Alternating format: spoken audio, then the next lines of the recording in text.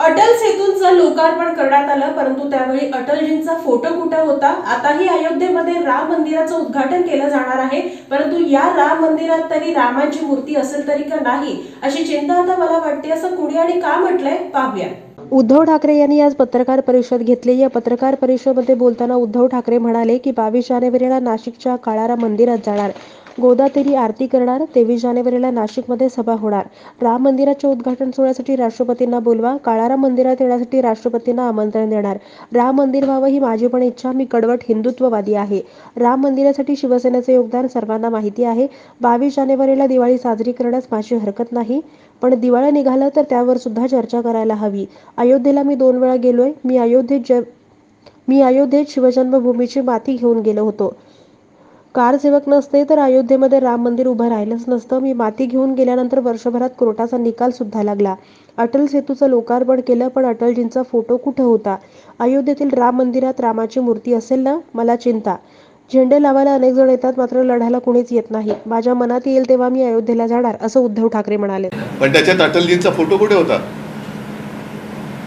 आता सुद्धा मला थोडी चिंता आहे की राम मंदिरात रामाची मूर्ती असेल ना बाबा. नाही, म्हणजे सांगता येत नाही कोणाची मूर्ती लावू शकतील, कारण काल अटल सेतू, नाव अटल सेतू, पण अटलजींचा फोटोच नाही.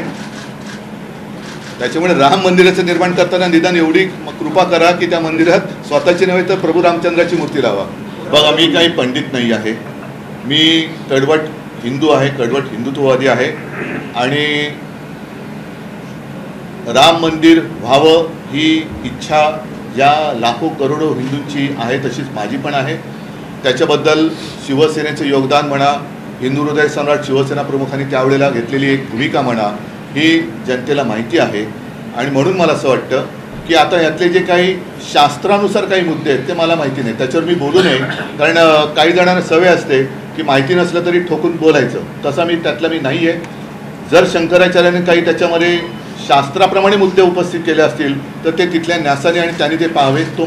ते माझं क्षेत्र नाही, तो माझा प्रांत नव्हे. माझ्या मते त्या क्षणी दिवाळी साजरी करायला हरकत नाही, पण ती दिवाळी साजरी केल्यानंतर देशाचं जे काही दिवाळं काढले यांनी, त्याच्याबद्दल सुद्धा चर्चा होणं गरजेचं आहे. त्याच्यामुळे दिवाळी साजरी जरूर करा, कारण राम मंदिर निर्माण होतं आहे, पण राम मंदिराचं निर्माण केल्यानंतर जे दिवाळं वाजलेले आहे गेल्या 10 वर्षात त्याच्यावरती सुद्धा खुलेआम चर्चा झाली पाहिजे. मग ती चाय पे चर्चा करा, बिस्किट पे करा, फरसाण पे करा, शेव फाफडा पे करा, कशावरही करा, पण चर्चा होऊ द्या, ढोकळ्यावरती चर्चा करा.